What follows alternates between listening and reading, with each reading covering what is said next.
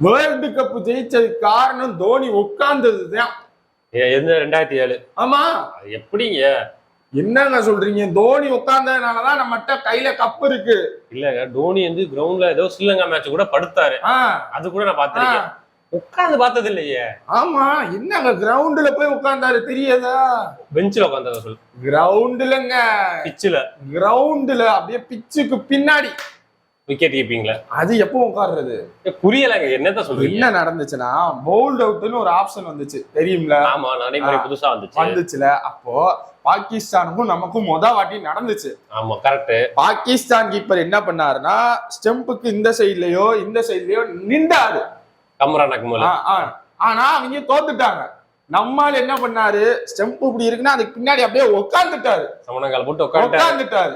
அது உட்கார்ந்ததுனாலதான் பவுலருக்கு ஈஸியா இருந்துச்சு. எனக்கு அவங்க பவுலர் கூட கிடையாது, பார்ட் டைம் பவுலர் கூட கிடையாது, சும்மா கையை சுத்தி போடுறவங்க. யார் யாரு? சேவாகு, உத்தப்பா,